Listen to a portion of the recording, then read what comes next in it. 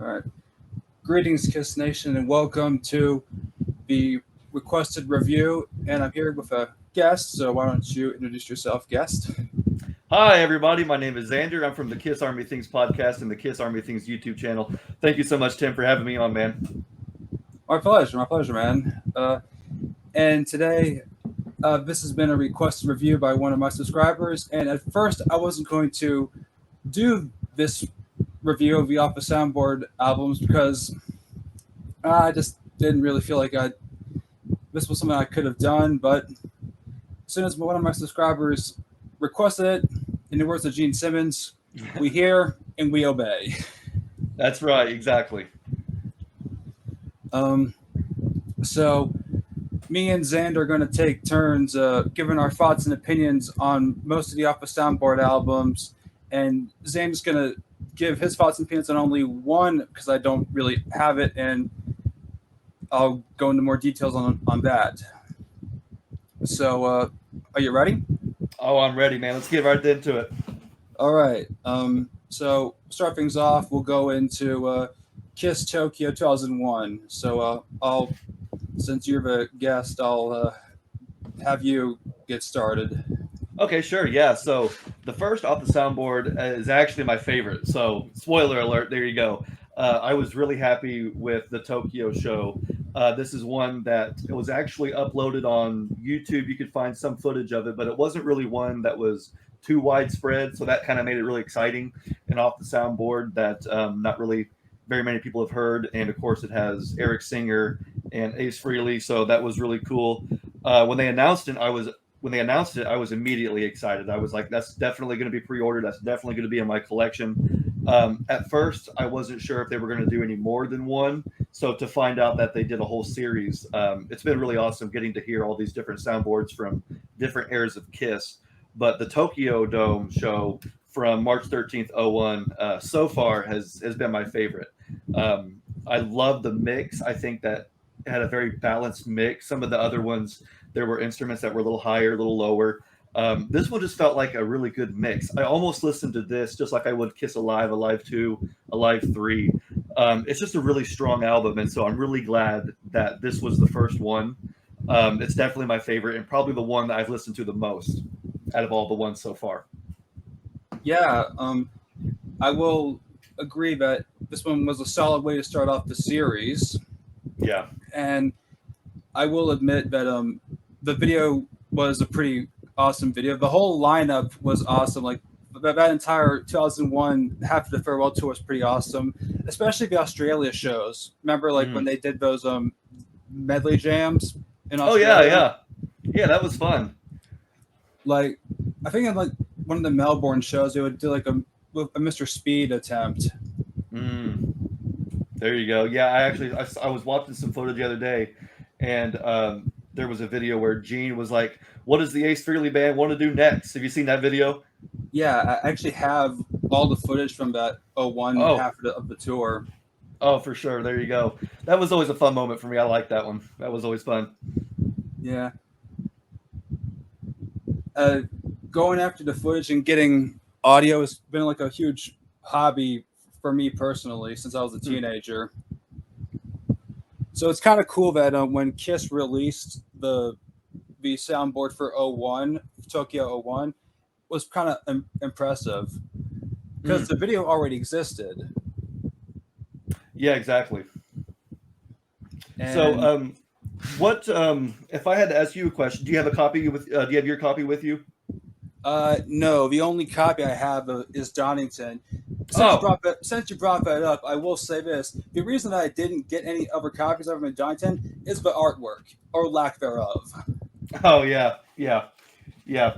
The Donington one, if you notice, has the UK flag kind of in the background, which I like. If you look really subtly in the background, it has the UK flag. And that was a nice little touch there. Yeah, I was like, I'm trying to look for it, but I really can't notice it. I don't think mine is there or not. So look on the sides. You see how the left side has a couple faded points, Okay. like right there. There's like a stripe. Oh yeah, I see it. There's two stripes, and then there's two stripes up top. Yeah, I see it. And then if you go and look at the like a PNG or a JPEG of the British flag, it looks very similar. So that was one subtlety that they kind of did. But yeah, I am with you. They didn't really do any special packaging or anything crazy like you would expect from a proper Kiss release. Wouldn't you Yeah, agree? I agree. Like, I feel like that what they did for for V's, it was kind of like it was a half-assed job in terms of Yeah. packaging. Yeah, I totally agree. I think that the designer, the guy from T42, I mean, he did what he could with the parameters that he was given. But you're thinking about Universal and a band like Kiss. It's like, why not just like? I feel like they would maybe get more sales if they did make it look more Yeah, presentable as opposed to just less cardboard. Now, this I will mention this. I'm not sure if you knew this or not, but I didn't either until just a couple months ago. Excuse me. Apparently, on the at least the Tokyo soundboard, the Japanese copy came with a small replica of the farewell tour book, and even included an insert for Eric Singer when he joined. And so I thought that was a neat little addition that the Japanese CDs included a mini tour book that you could pull out and kind of flip through it. And if you have a bigger one, a larger one, it was the exact same one. So I wish that some of the U.S. copies had more artwork or more something inside. But at least the Japanese people got something cool. that's cool. Actually, I think Rick made a video on that on his channel. Oh, okay. Right on. Right on. Um, but yeah, I actually honestly wish that we got something similar to that, kind of like what the Japanese audiences got. Excuse me. But no, I wish we got something to that. But besides that, the quality of the sound is good. I like hearing Eric's drums. I like hearing how it was put together. I like how the band sounds when they're doing Dr. Love and Shout It Out Loud and That's Me for Loving You.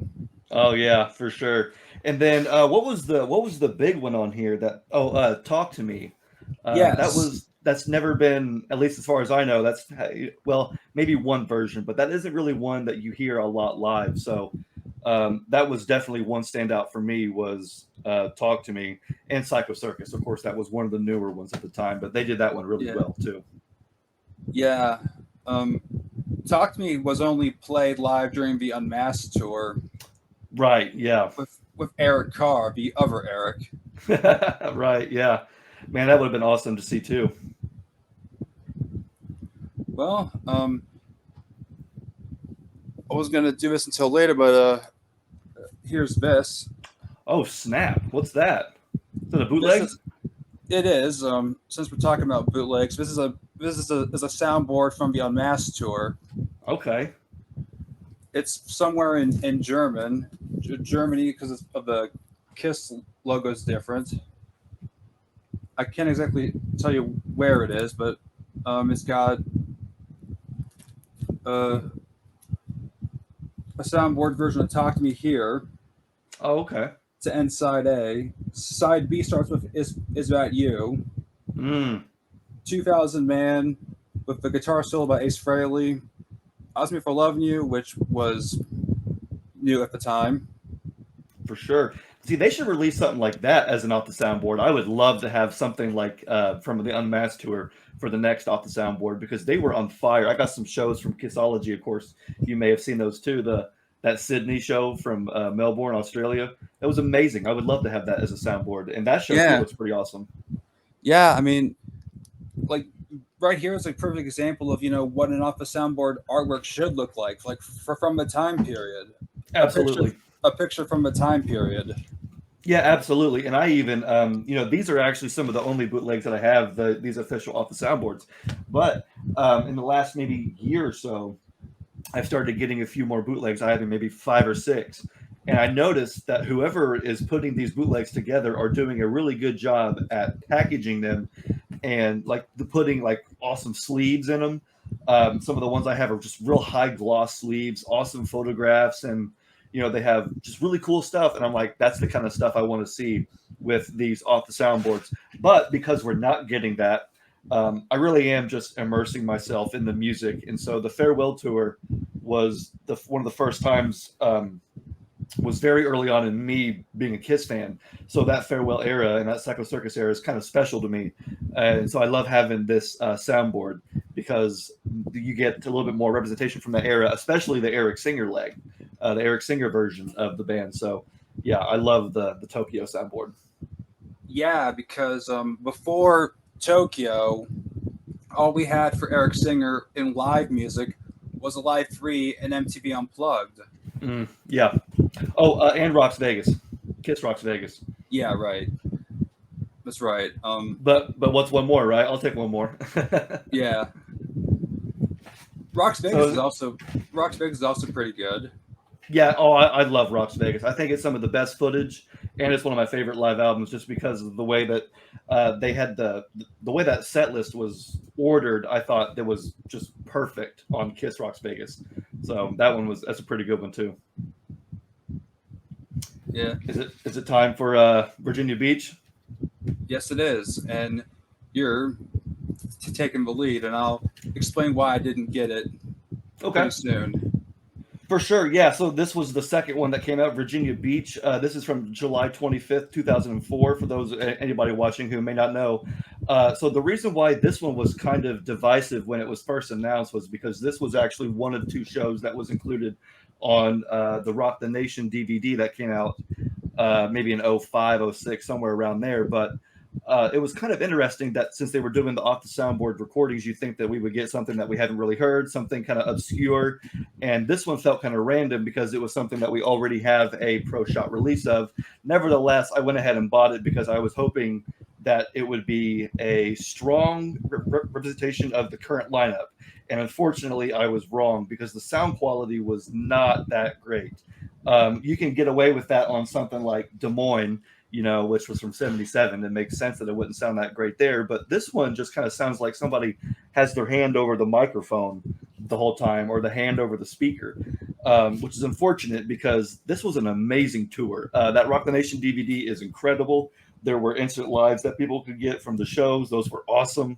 Yep. But for whatever reason, this particular recording just wasn't quite up to snuff for, something you would think that would come out in 04. Now, nevertheless, Tommy's guitar was the only thing I think that in the mix sounded really good. I mean, everything else again sounded kind of muffled, and so it was hard to listen to it sometimes. But Tommy's guitar made up for that because whatever his amp was connected to was coming through perfectly through the feed. So when I listened to Virginia Beach, I mostly just listened to Tommy Thayer's guitar solo.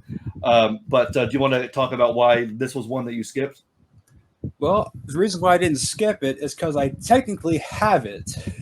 Oh, do you have an instant live? Yes, I have all the instant lives. Wow. Including one I recently got, which is Albuquerque, New Mexico. I got that to start off the year. Gotcha. That's sweet. And I didn't get it. I made a Kiss topic covering all the off the soundboard ones. And when I covered they're releasing Virginia Beach, I was like, I am gonna take a hard pass on getting that one because I went out of my way to get all the instant live recordings, and I was like, no, they're not getting my money. Yeah. How long did it take you to get all those instant lives? That must have been forever. Oh yeah, it took me a while, and my wallet never spoke to me ever again. Yeah, nice, for sure. I don't think I own a single one of those, but they're pretty expensive nowadays. Whenever I find them. Yeah. If you want to make your wallet never speak to you, try going after every Sonic Boom over Europe in a Live 35 2009 recording. That's a never-ending. Yeah, exactly. That's a never-ending trapdoor right there. I have a few like greatest hits stuff from that tour, but oh my gosh, I could not imagine having or seeking out every single one. That's a lot. I did, and it took me forever. Oh, I can only imagine. But hey, that's pretty cool though, because not very many people have them. I've seen some online, and they go for quite a bit. But from what I can tell, the instant live sounds way better than the Virginia Beach off the soundboard. So I don't know why that is, if it's a different source. But yeah, I think the instant live sounds way better, in my opinion, from what I've heard. Again, I don't own it, but I've previewed it. I've only listened to the instant lives, and it's like, apparently from what you're saying, it sounds like they screwed up the sound. It's like, yikes. Yeah, it's one of them things where I'm just kind of trying to figure out what the issue could have been if maybe Instant Live had one recording and they own all those recordings, and then Kiss, maybe Gina Paul had their own separate soundboard recording, and that's where this came from, and they couldn't use the Instant Live because they don't own that recording. I don't know. It's one of them things where I'm sure legalities and specifics get in the way, but it was unfortunate because I was hoping again that there would be a really good take on the current lineup in a album form, a live album form, other than of course Kiss Rocks Vegas. Again, that one was done up and edited, and that was like 2 or 3 shows put into one, whereas this one is just raw off the soundboard. So I was hoping that it would be better than what it was, but nonetheless, I mean, it still has some really good songs on it. I do wish that they had chosen. I don't think I would be quite as salty if they had chosen on a different show from this tour. Some of the shows they were doing in Australia had like songs that you never thought I would never thought the Kiss would ever play. Songs for like I Pledge Allegiance to the State of Rock and Roll from Psycho Circus. That's the one that I always go to because it's just like, wow, they played that. They actually pulled that out. So maybe if they had another CD, I would have been a little bit more happy. But it is what it is. I agree. I recently made a topic if they chose to go back and do off the soundboard from the same tours. I said I would prefer if they did another '04 off the soundboard. I would prefer them doing a Japanese show or an Australian show because in the Australian shows they did like you said, Legends to a State of Rock and Roll, and they brought out the orchestra still. Oh, I forgot about that. Yeah, you're right. They did bring out like a mini ensemble. Good call. See, now that would have been really cool to have. That's like a unique moment in history that really could have, been awesome to have on DVD, as opposed to, again, a lesser version of something that we already have. So I'm with you on that. That would have been sweet. I forgot about the orchestra. Yeah, that's awesome. The Japan show would have been interesting because the first Tokyo show, Gene was butchering Dr. Love, and Trent was singing All the Way. Well, really? He was mixing the songs up? Yes, really. Right after they did All the Way. That's so funny. That's total Gene. That's something only Gene would do. Yeah. My goodness. That's funny. Yeah. So that'd be kind of interesting if they actually did that, but I don't know. Yeah, I would have loved to have seen something else from the Rock the Nation tour. It's not that the tour was great, but it was just the show in general. I actually missed that tour for whatever reason. I didn't know that they were coming through our neck of the woods, so I didn't see them on this tour, but I bet it would have been a great show to see. From the folks that I've talked to who did see this tour, they loved it. They thought it was great. So personally, I don't think that this was an accurate representation of that era or the current lineup, which is unfortunate because I don't know if they'll ever attempt to do one more with the current lineup, another off the soundboard with the current lineup. I don't know where they would go or what they would do, but I wish this one would have been a little bit better. Well, I hope they do one again with the current lineup, because the current lineup with Rock the Nation and Alive 35 and other stuff with the current lineup, like Kiss Cruises, they've proven that they can play those obscure songs. Oh, yeah, absolutely. Yeah, I think a Live 35 would be a really good soundboard because all those soundboard recordings are for sure like top notch. They all sound great. And of course, if any Kiss fan likes Alive, I mean, the whole set list was pretty much Alive. So I don't think they could go wrong with an Alive 35 off the soundboard. But maybe they should wait a little bit and, wait till a few more years. But I don't know. Either way, Virginia Beach, honestly, not my favorite off the soundboard. But nonetheless, it still has some pretty good solos. Again, for me, Tommy is the standout member on Virginia Beach. Everybody else, you really can't get a sense of. I think Paul was struggling vocally. They had done like 3 shows in a row, and this was like the 3rd or 4th show in a row. So you could tell that Paul's vocals were kind of wearing out. So again, that's just one more reason why they could have benefited from maybe choosing a different show. Yeah, and Virginia Beach had like one obscure song, and that was like King of a Nighttime World. Yeah, exactly. And that had been released already. That was on the Monster bonus edition or whatever, Japanese edition. They released King of the Nighttime World from Virginia Beach. So, Unholy, that one was a good one. I liked that one. Yeah, I will say that's like a nice trade-off for Gene's Blood song. Yeah. The one song they missed though was Parasite. They were playing Parasite on some of these other shows from this tour, and anytime Eric Singer plays Parasite on the drums, you know it's going to be good. So that's one that I wish had made it to this one too, was Parasite, and All the Way. They were playing that one too. Yeah. One song that kind of got shuffled in and out was Lover All I Can. And what was kind of cool about it in some ways, you can hear Paul and Eric Singer. You can hear Eric Singer in the background. Like when Paul's saying something about, and it doesn't take money. Oh, yeah. That was great. Eric Singer's like right there in the background. Yeah, and I was lucky enough to see that song at the sound check I went and saw in Dayton. They played that. I think they played that one. I think they did. It was. I'm pretty sure they played that one at the sound check I was at. But it was awesome. Nice. I mean, I wish they would play some of these sound check songs and put them on the set list. Yeah, me too. I wish they would, especially a song like Hotter Than Hell. They played that one at the sound check, and I was like, oh man, this sounds way too good to be in the sound check. This one needs to be in the main set for sure. Yeah. But obviously, there's the actual comments saying, that Paul sounds like absolute crap and all that stuff. But, what do you expect? He's 70. Yeah, I've heard so many people try and, run Paul through the mud, and it's like, I mean, if anybody else was in his shoes, they would probably understand a lot better, where he's coming from. I mean, yeah, you're right. He's 70 years old. He's been doing it for 50 years. And all things considered, he still sounds pretty good. I mean, the fact that he can project in the way that he does, and he still has that, charismatic voice that he always has. He's always Paul Stanley, no matter what. So, to me, it's all just Paul Stanley. It doesn't really bother me that he's experiencing aging issues. I mean, it happens. We all experience, different things as we get older. It is what it is. Pretty much. Yeah. All right. Well, I'll tell you what. Why don't we? You've got Donington there, so you want to talk about Donington a little bit? Yeah. Donington. I have a little history with this era of Kiss. This was like the first time I got any with Kissology Volume 3 and the bonus disc. That was like the first time I saw the original lineup ever. Oh, okay. Gotcha. And when I got into collecting Kiss footage, I just kind of dove right into the reunion tour. Gotcha. That's awesome. So Donington obviously has a special place in your heart then.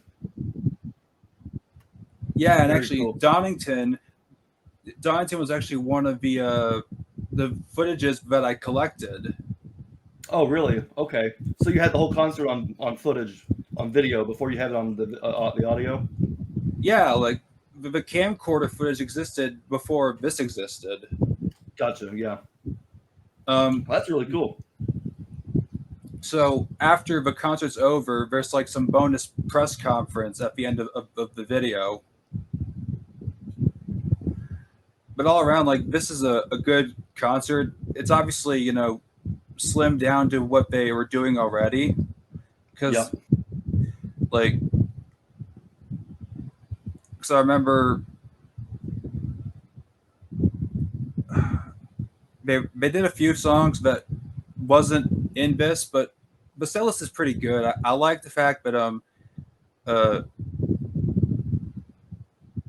that for King of Nighttime World is still around. Oh yeah. Cold Gin, that was something that I liked when I first heard this lineup. It's like Gene sang one half and Ace sang the other half. Yeah, that was very cool. Yeah, I wish they almost would do it that today. Even we talked about earlier the Unmasked show. There were some Unmasked shows where like it would be Gene and Ace and Paul like all singing Cold Gin together. Oh, that sounded so good. I like that trading off vocal stuff. Yeah. Let Me Go Rock and Roll. Like when I was watching footage of the reunion tour and and at the end, and Peter said, wherever they were playing, Kiss Loves You, Rock and Roll. Yeah. That was awesome. Uh, God of Thunder is pretty good, especially when I saw Gene do the blood bit. Oh, the blood spitting and flying. Yeah. One song I thought they knocked out of the park was "Watching You." Oh yeah, This that's version was so good. yeah. Um, the reunion tour was actually the first time I saw Gene actually do the flying trick, Gotcha. and I was like, it literally blew me away. I was watching last night. I posted on Instagram. I was talking about the farewell show from East Rutherford. Yesterday was the anniversary, and so I decided, you know what, I'm going to get up the Kissology Volume 3 and watch that. And it's very similar to this. Obviously, it's the original four, and that concert when he does the blood spitting and the flying in that show, that was the first time I ever saw that. And same thing, it just blew me away. I was like maybe 5 years old, so I was like, what am I watching? Like, what is this? Is it real? Is it not real? It didn't matter. It was awesome either way. Yeah, I commented on that. Oh yeah, that's right. Yeah, you saw that. That's awesome. But Yeah, yeah, I think Beth and Rock Bottom were a couple other songs that were in the usual reunion tour set, but didn't quite make it to the Donington set because they had, like you said, they had shortened it. But either way, this is a really good set. I thought very strong set list. yeah, and I think this was this fits in well with the other reunion soundboards that already exist Mm. because there's Santiago '97 and there's Buenos Aires '97, Mm-hmm. and this kind of fits in well with those. Absolutely. Yeah, I haven't seen those. I have to watch those sometime. That's pretty cool. But no, I agree. This is a really good soundboard too. The mix on this one, even though it wasn't quite as even as maybe say Tokyo, the fact that Gene, his bass was very high in the mix, you could hear his bass very fat and loud, and Peter's drums were hard and pounding. Um, Even though the mix wasn't quite as balanced, I love the fact that you had a higher mix of drums and bass. It sounded very fat, nice low end on this one, I think. Yeah, But still no artwork, nothing fancy. yeah. That's just the way it is. It tells you who's playing on the album. Yeah, good thing it tells me that at least, but would be nice to have some extra artwork, but it is what it is. But yeah, no, this is a good Yeah. set list. And of course, they're still playing a lot of this stuff today. Of course, not King of the Nighttime World or Watching You or Firehouse, but a lot of these songs are still being played live because they just do so well at these theater or Yeah. these festivals, these large shows. Um, Awesome set list. they did have "Let Me Go Rock and Roll" to start off the end of the road tour, Yes, they did. Oh, and it was awesome too. But yeah, they dropped it. and I still don't understand why they had 100,000 years in its entirety, but then they kind of did that weird half and half of Psycho Circus, half 100,000 years. It makes no sense to me. I don't. I would prefer them play either one or the other, or just play them both in full. I don't see why there's a reason to. I think it's confusing for the crowd. I mean, Kiss fans like you and I, we know those songs, so it's whatever. But if you're a casual person who's seen Kiss for the first time and probably your last, you know, you're thinking, wait a minute, they were playing this one song and now it kind of switched to this other one in the middle of a drum solo. It's like I don't know if it really. Maybe I'm giving them too much credit, but or not enough credit, but it just seems like it'd be kind of confusing for the crowd. Even for a Kiss fan, it's like, why not just play both songs in whole, you know? I don't know. Kiss Forever Band, which I think I've told you about them in messages. They did a recent show and they kind of did the same thing, but I think in my opinion they did it much better. Where they were doing 100,000 Years, they did the drum solo, but the drum solo turned into the drum intro to "I Love It Loud." Oh, okay. I like that. That works. See, yeah, that works. I feel like that works a little bit more strategically. I don't know. That's just me. Now, I can think back about maybe 10 years ago when Kiss was on the Monster tour and they broke up "Shock Me." They had half of "Shock Me" and then half of "Out of This World," and that at first was kind of weird. But the more I heard it, I was like, yeah, it kind of makes sense. But again, I wanted both songs, either play both of them or just one full one. I don't know. My opinion. Well, it was half a shock me in the whole, and I was bored in its entirety. Oh, okay, for sure. Yeah, it would just. Yeah, you're right. They would just play half of Shock Me. It still felt kind of weird, but I got used to it after a while. Well, I never saw the Monster Tour. Monster Tour never came to my area. Oh, gotcha. I didn't see it either. I'm just thinking back to that one show that was on television. They had it was The Zurich Zurich show? one. Yeah, That's a the good one show. that's the one I saw on TV also. Yeah, it was pretty good. I like it. Every now and again, I go watch some footage from it just because it has some really good stuff. They had like the full spider during that show. It was pretty good. Yeah. They also used the spider on the Def Leppard 40th anniversary tour. Yeah, that tour I did get to see. Thank goodness. That one I did get to see. Monster Tour, yeah, you're right. It didn't come through here either. They were in the States for the tour, and then the Monster Tour went overseas, and then when they came back to the States, it was that tour with Def Leppard. But either way, I was still pretty excited because that was the one time I got to see the spider in all its glory. Well, I never got to see the spider because once they came towards my area, it was 2016. I got to see them on the Freedom to Rock tour. Oh, gotcha. Okay. Which was it the beginning of that tour or the end of that tour? The Freedom You to have Rock to repeat tour. that. You broke up, so you have to. Oh. You mind repeating that? Yeah, no problem. Did you see Kiss on the Freedom to Rock tour towards the beginning of the tour or towards the end of the tour? In September. September. Okay, for sure. Okay, so I saw them. Let's see, when did I see them? I saw them in August. Yeah, I saw them in August. So towards the beginning of the tour, like in maybe July, they were playing Creatures of the Night in the set list, and that was one song that I really wanted to see was Creatures of the Night. And I think when they got to Fort Wayne, which is where I saw them, Indiana, they had just switched out Creatures of the Night for Do You Love Me? And I was like, man, I mean, Do You Love Me is great and all, but I was really hoping to see Creatures of the Night because they put that in right around the Kiss Rocks Vegas when they were filming Kiss Rocks Vegas. And I was kind of sad that I missed that. So I'm assuming you also saw Do You Love Me, right? I did, yeah. But I was actually more surprised I got to see them do Flaming Youth. Oh, that one was the big ticket one. That one was pretty awesome. And when I saw them on the End of a Road tour, I was more surprised. But to say, yeah, it was kind of cool because I like Sonic Boom. Mm-hmm. But for me, Dr. Love, because that's my favorite song. Oh, is it? Okay. Yeah. And Crazy Nights, that was impressive for me. 100,000 Years, like that. To me, that tour set list this tour set list when it started has more to offer. Oh, it was perfect. It was perfect. Which show did you see on this tour? I saw them in Bristol. Bristol. Okay, gotcha. Nice. For sure. That tells you where I'm from. And so that would have been in 2019, right? Yeah.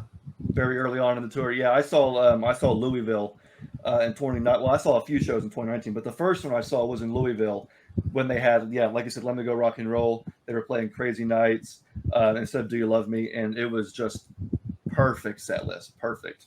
Yeah. When I saw them again in 2020, then after that, they stopped playing. Yeah, because of the pandemic. Yeah, for sure. Are you going to go see them again, do you think, this time around on the last 50? I might. You might. I've got 2 shows, so I think the last 2, that'll be it. But is it time for Des Moines? Yes, it is.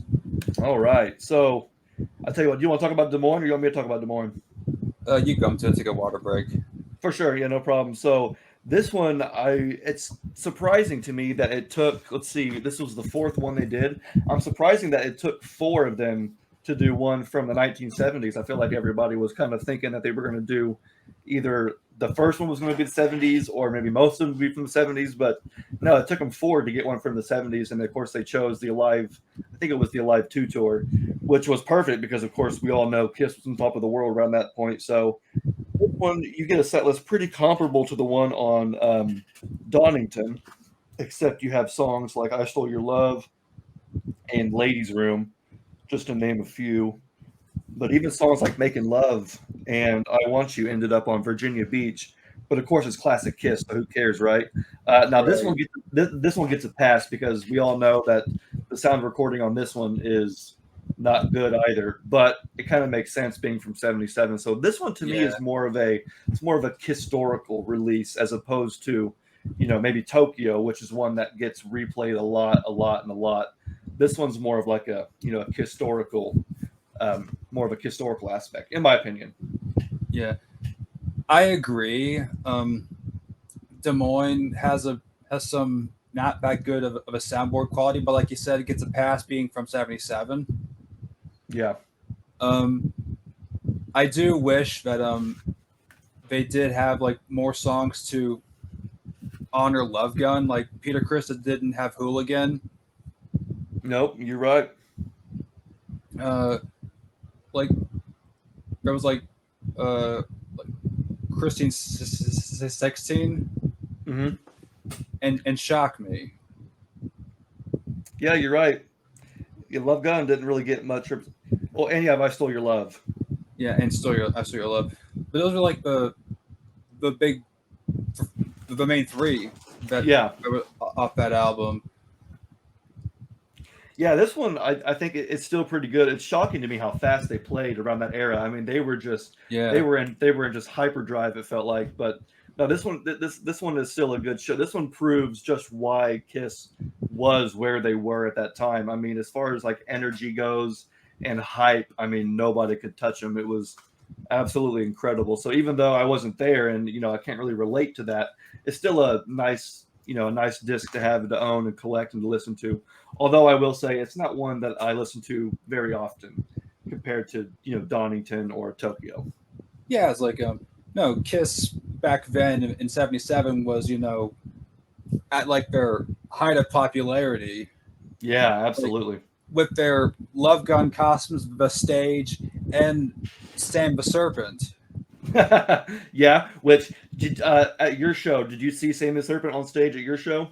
I did. That was sick. I lost my shit because I saw Sam the Serpent. Yeah, I know. I was like, man, they're bringing out some pretty cool stuff on this tour, man. I mean, little stuff like that gets us Kiss fans excited. I don't care, man. I was like, man, that's totally awesome because yeah, again, you and I we weren't there for that stuff, so it's really No, cool that they're still there's still stuff coming out from that era that we've never heard. This is a show that again, you said that you had Donington before it came out. I had seen Tokyo before it came out, but this is one that I don't know that anybody had ever heard. And I heard some people who had never or who were actually at the show were like, "Oh my gosh, I was at the show. It was my first Kiss concert ever." And I was like, "Man, how cool is that? That somebody who actually was there and saw the show, this actually, they get a DVD or a CD now, a recording to take home of their actual show." That's because there was no instant live back then, so that's pretty cool. no. I do have plenty of audience recordings from the Love Gun tour, Oh, okay. and some are hit and miss. Some sound really good. Some sound like total garbage. Because what do you expect? It's the '70s. Yeah, exactly. And this is one Um, that I kind of wonder, like, is this one of those that were like it was Gene and Paul had their personal recording, maybe Bill Coyne was recording it or Sean Delaney? It kind of makes you wonder who was the one that was recording it, and if there any more exists. Like, did they record every single show every single night? Who knows? I don't know. It'd be interesting. I do know that two other soundboards from this tour exist out there. Oh, okay. Um, San Francisco, which has more in terms of Love Gun songs like various Hooligan, but it suffers the same fate as this soundboard does. Like it has the same problem. But it gets the pass being soundboard is not all that great, but it gets a pass. For sure. Yeah, absolutely. And I think most Kiss fans would agree too. I mean, the '70s is a beloved era. So I'm surprised that this is so far the first and only one that they've done from the '70s. I hope that if they do more, I hope that they give us like some early Kiss. I have a couple bootlegs from some early Kiss, and nothing beats hearing those early days where it was songs like "Baby Let Me Go" before "Let Me Go Rock and Roll" was even called "Let Me Go Rock and Roll," and playing songs like "Acrobat" or "Much Too Young" or whatever it was. I hope we get some of that at some point. That'd be cool. Before we move on, there is like another one that kind of gets a pass, and that's this. Largo 75. Oh snap! Yeah, for sure. Yeah. Is that a CD or a DVD? It's both. Oh wow! Very cool. Very cool. Now, the audio on the CD is like I said about San Francisco 77. It suffers the same issue. The audio that was not mixed all that well, but it was early. This was early on in Kiss's career, Yeah, so it's a cool cover. yeah, thanks. I don't know if this was before they recorded Alive, but it has like some really cool songs. Like Ladies in Waiting's actually they play Ladies in Waiting. Wow, that's one that got dropped real quick. So that's pretty cool right there. Is there a date on it? Does it have a date? Yeah, November 30th, 1975. Okay, so that's after Alive. I think Alive was recorded in. No, I could be wrong. I'm not sure. I could be wrong. Don't hold me to that. For a second, I was going to say I thought Alive was recorded in September, but it may have been released in September. But I don't know. What do I know? Yeah. Well, that's just an example of like how some soundboards from the 70s kind of sound. Yeah, for sure. I will say that if I can recall correctly, I think this Des Moines soundboard sounds better than the Paris CD from the Destroyer box set. Did you get the Destroyer box set? No, I didn't have the money.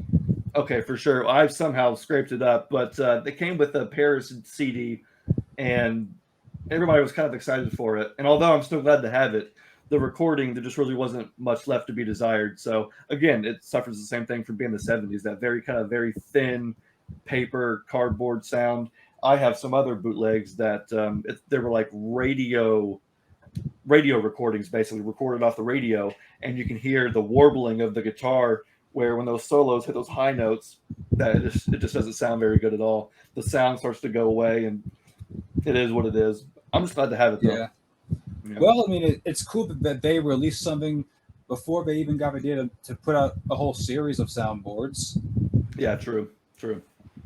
I did know that they put out a whole thing full of demos on that Destroyer box set. Yes, and those were pretty cool. Same with the Creatures one. I loved the demos on the Creatures box set. Those were sweet. Yeah, I love hearing like Kiss demos. Me too. I'm thinking that's going to be their that's the way they're going to go after Kiss is done touring. They can do as many box sets as they want for as many albums, and I'm sure they can dig up just as many demos from those albums too that none of us fans have ever heard. So if they're not going to release new music, they might as well release music that they've already recorded and didn't finish. So give us something, right? Well, actually, if you look at it, there are some demos that are whole new songs that. Right, exactly. Yeah, that just didn't make it to an album. Those are the best. Yeah, I love those. All right. Well, is it time for the last one? Yeah.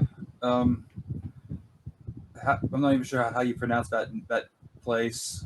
Oh, Poughkeepsie. All right, Poughkeepsie. Poughkeepsie. Yeah, Poughkeepsie, New York. I had to ask my wife. I was like, "What is that?" And she goes, "Poughkeepsie." I was like, "All right, whatever. You know, not me." But yep. So this one is from the Animalized tour. Did you get this one? I did, because I already have like the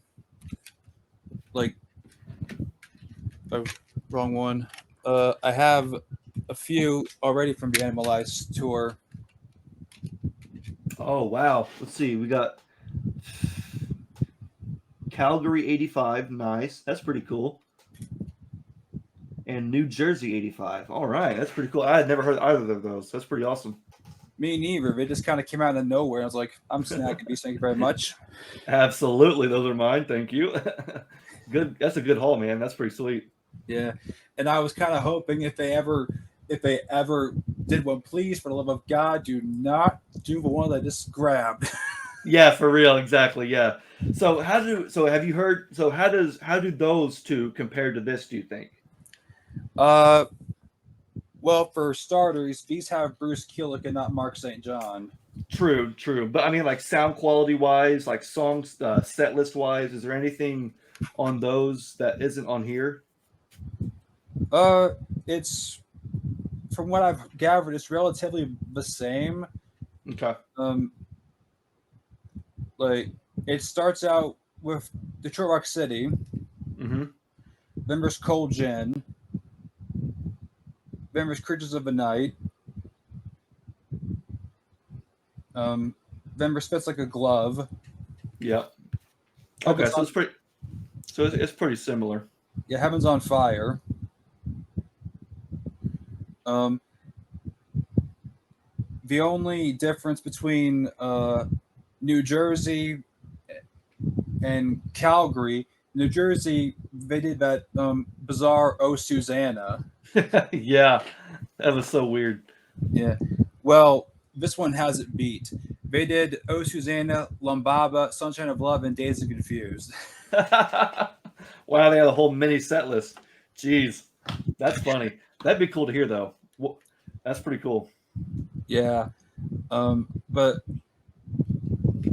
it's interesting because I remember when on the Revenge tour, when Eric Singer was playing the harmonica, Mm, and Paul said, they didn't come here to hear no hee haw music.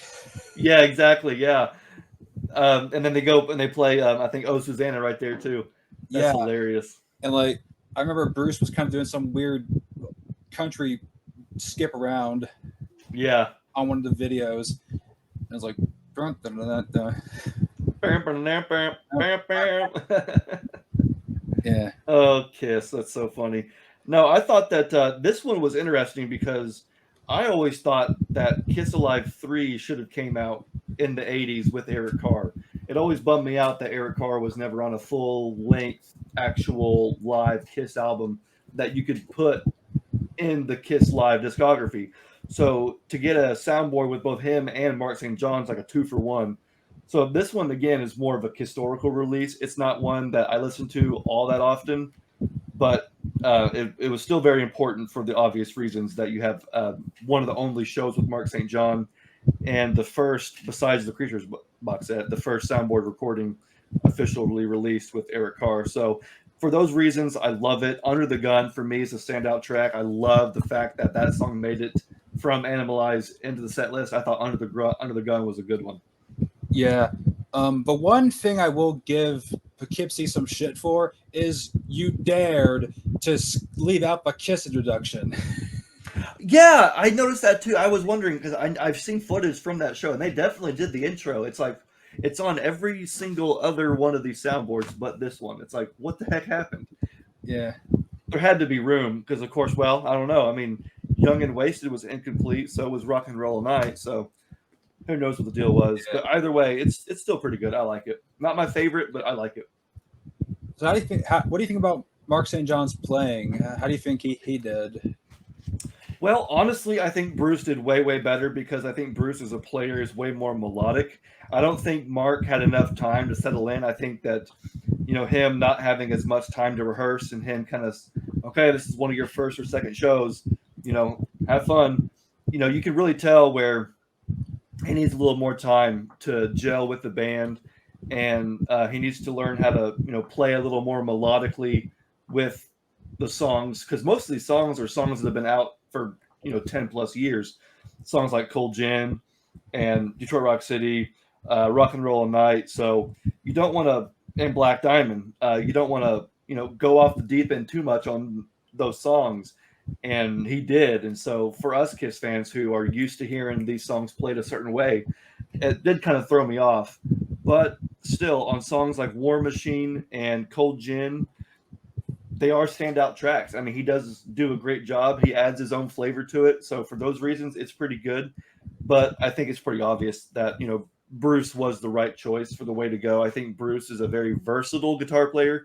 He can kind of play in whatever setting you need to, whereas Mark was pretty much only good at one thing, shredding. Yeah. That's kind of like the same way Vinnie Vincent was good at one thing only, shredding, which is not what Kiss needed. Yeah, exactly. Ace could play fast and could play with style, but Ace wasn't like trying to like force feed you notes, as it were.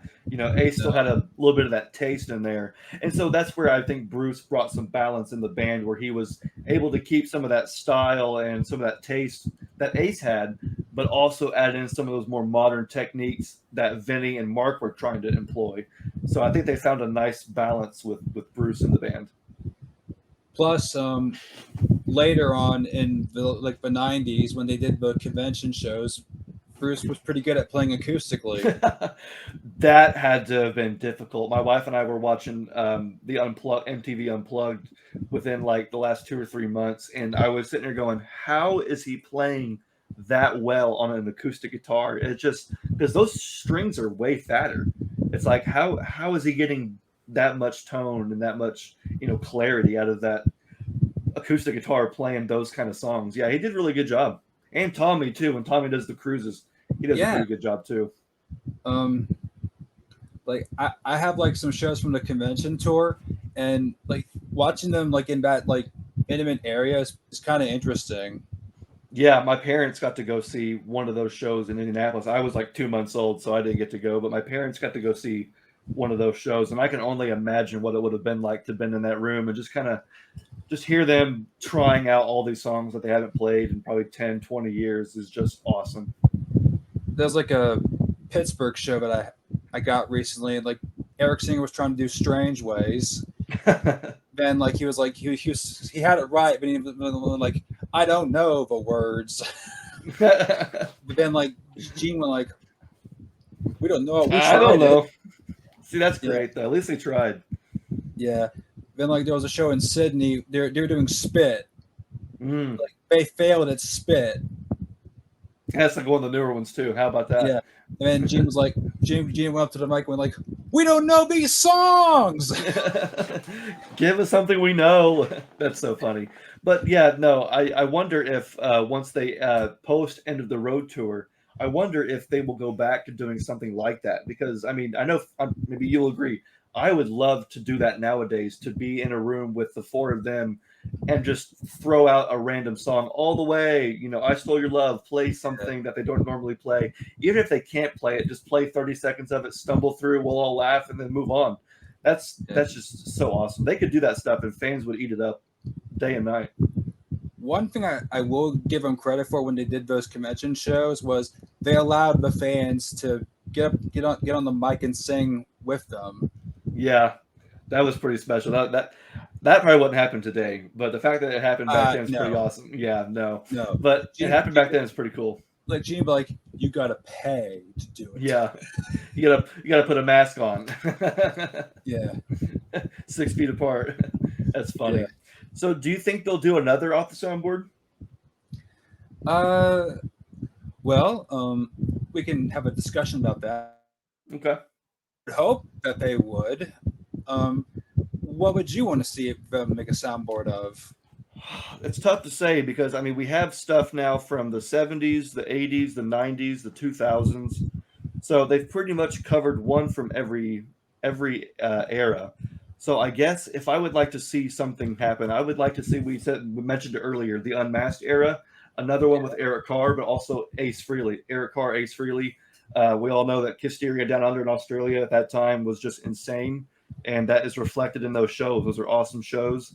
They sounded great. The band was on fire. So I would love to see something from the Unmasked tour, or early Kiss. Okay. I'll be repeating myself because I made this topic a few months ago, but the Revenge tour, like the club dates. Absolutely. That would be awesome. It doesn't matter what club they pick from because it was the same set either way. Right. Yeah, I've seen some of that footage, and those shows must have been incredible because they were so small, but Kiss was acting like it was the biggest venue in the world. They were on fire, making those small stages, like making the most out of them. I would love that. And out of like the main stadium shows from Revenge Tour, I'd go with the UK. Okay. Because they changed the set list for the UK specifically. You got like the Leon Sphinx stage also for the UK. Yeah, that was pretty cool. They brought that back. Um, you also got like a completely different opening set to start off. You got like "I Stole Your Love" and "Deuce," and I think "Heaven's on Fire" to start things off. Wow, that's pretty sweet. Then I'm trying to think. Strutter's in Beset, Dr. Love's in Beset, Unholy, I Was Made for Loving You. This is not in order. I'm just picking up random songs from Beset. Right, yeah. Were you the one that mentioned Kiss Alive 3.5?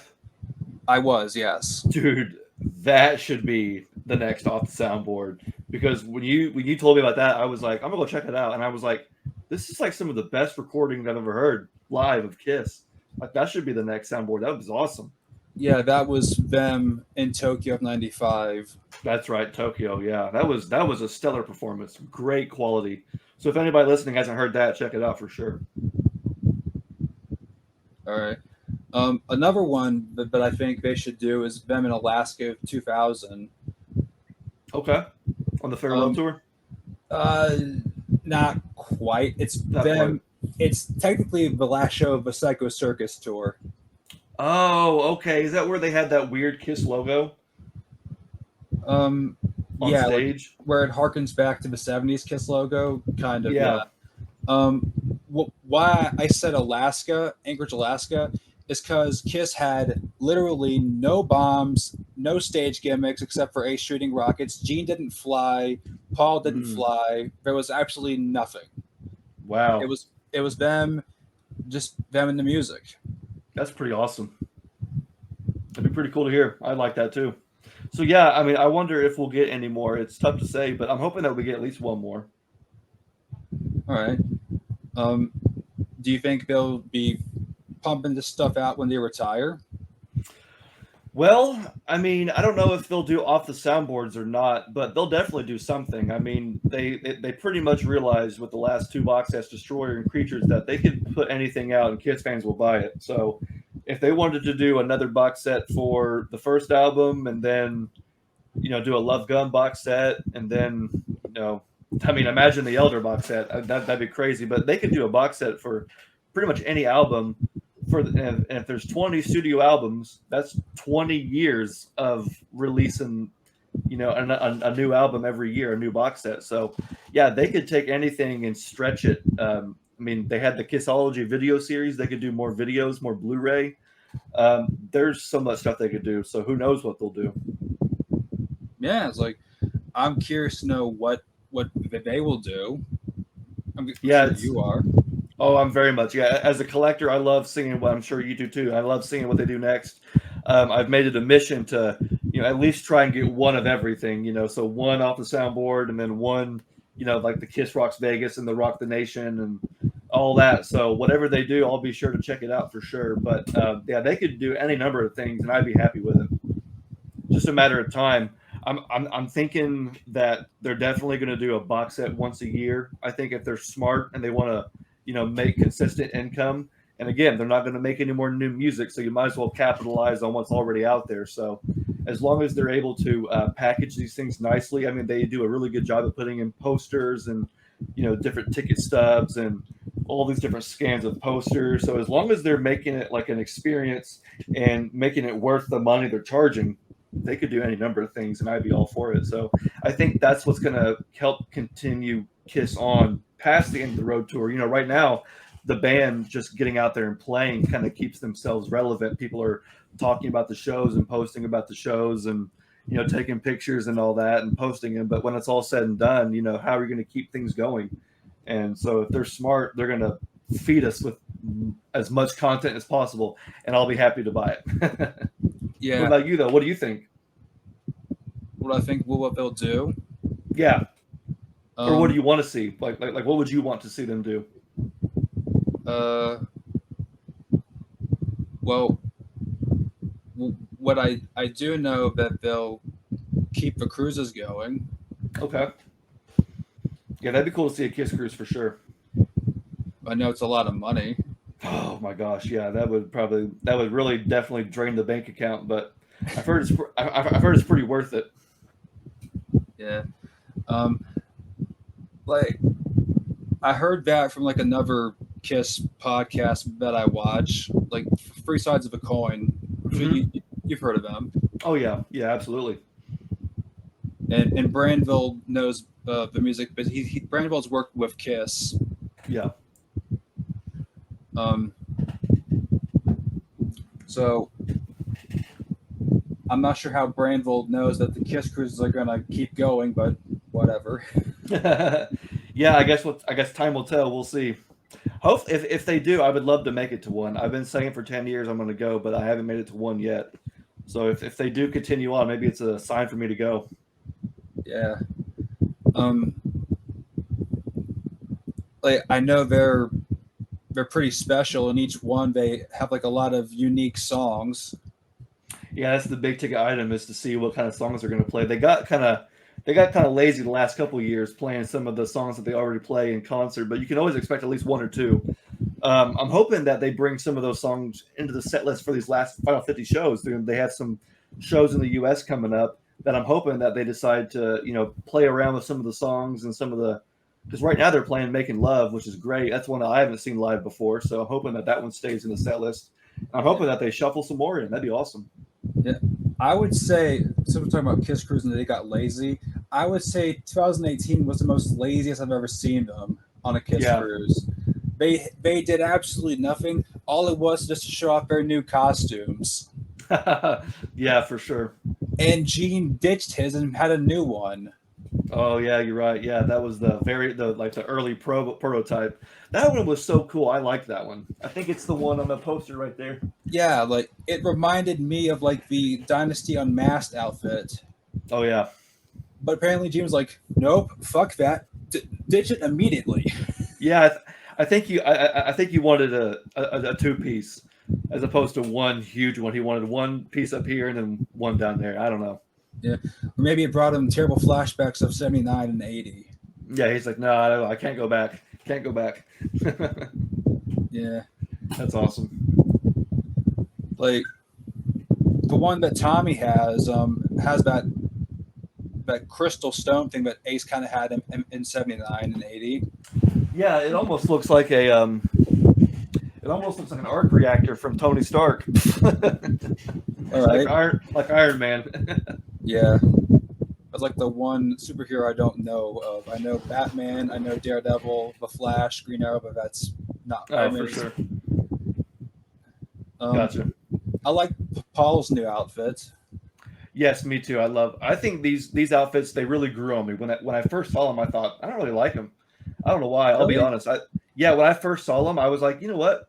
I don't really care for these. And then I saw the full shot, because the one I saw was cropped in. So when I saw the full shot, I was like, those are sick. I love those. The boots, especially. Their boots are great. So yeah, the costumes have definitely grown on me.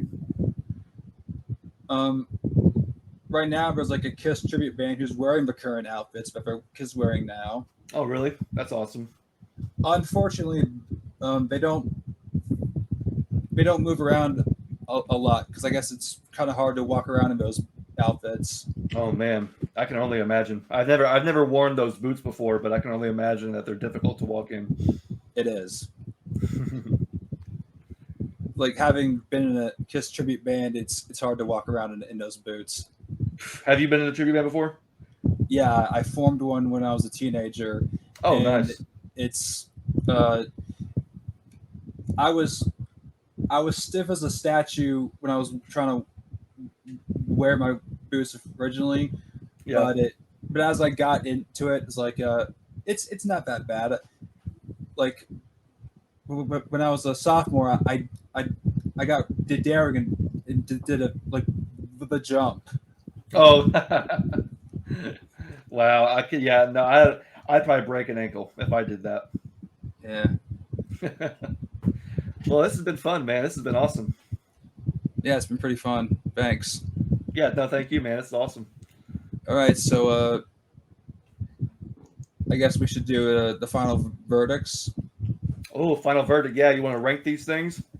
Yeah, I'll let you go first. What do you want to give to Tokyo 2001? So we're doing 1 out of 10, right? Well, or 1 to 10. It can be like a 1 out of 10, 1.5, depending on how you feel it deserves. Okay. If it really sucks, give it a nothing out of 10. Well, I tell you what, out of 10, Tokyo, I don't know what a 10 would be, but I'm going to give Tokyo an 8. Because it is my favorite, I'm going to give Tokyo an 8 out of 10.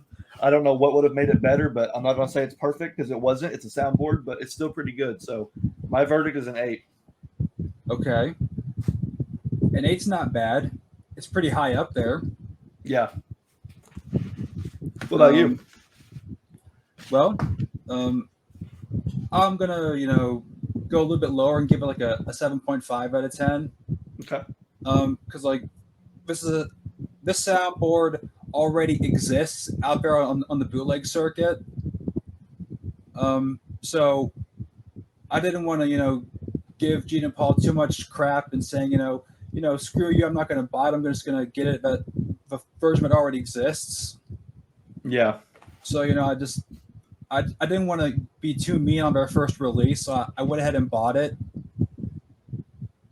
digitally. Okay. Just bought the MP3, but from what I heard, like it's pretty solid, but it gets the 7.5 out of 10 because the it already exists out there in the bootleg world. Yeah, that makes sense. Time for Virginia Beach. Yes. Oh, let's see. Virginia Beach. What am I going to rank you, Virginia Beach? Honestly, I'm going to give Virginia Beach a 3. It's a 3. All It's right. not going to get a very high score, obviously, just because it could have sounded a lot better. It should have been a different show. Great tour. That was the spot on tour, but that show just not for me. I'm going to give it a 3. All right. Well, I'll just give it a 1 Yep. because they didn't do anything to say, hey, for me personally, they didn't say anything, hey, you need to go and buy this. It's like, out of all the ones that I have, they gave me an incentive for me to buy this. Virginia Beach, I got nothing out of me saying, hey, you need to buy this. I already own it from the instant live. It was like, this is one I was like, I just could have, just passed up. Yeah.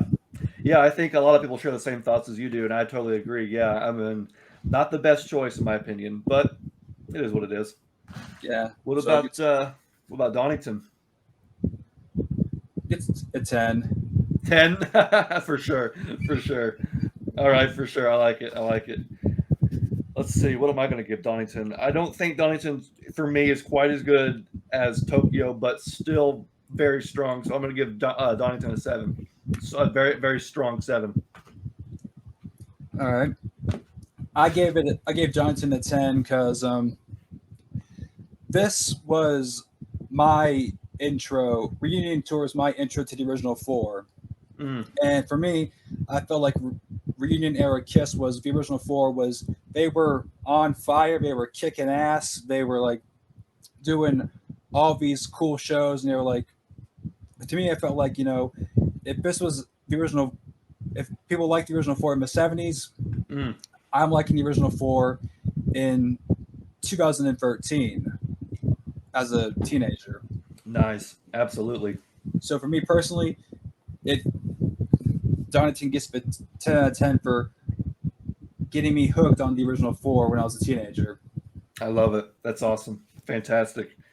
All right, that means that Des Moines is up next. Now, this one's a little tough because, again, it's very historical.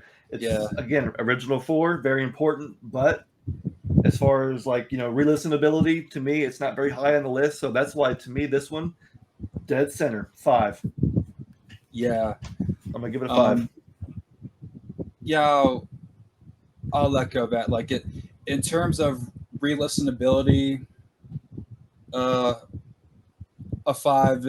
I'll go with that also, because when you want to listen to like a soundboard or anything, you actually want to have good quality. It doesn't matter what era or what decade it's from. You want to be able to hear it properly. Yeah, absolutely. but I don't think whatever source that this came from was good enough that we could do that. Yeah, yeah, it is very, very thin, very, very, raspy and very warbly, but it's all right. So yeah, I think giving it a 5 is very fair and very balanced, Right. which means that Poughkeepsie is last. And how should we rank Poughkeepsie? I think Poughkeepsie for me is going to get a 6. The Okay. reason why it's one above Des Moines is because the sound quality is a little bit better. I'm a huge fan of Eric Carr, so for me as a drummer myself, the drums are what I focus on, so I love hearing that. But as far as Paul vocally, Mark St. John guitar wise, it's not the best. So that's what I think prevents it from being any higher. But it's still solid. I'm still glad to have it. It ranks very high. I say a 10 on the historical aspect. But as far as just the overall album itself, I'm gonna give it a 6. Um, I think I liked it a bit more than you did. Um, however, I will give it crap for not keeping in the Kiss logo. Yeah. That's illegal. Yeah.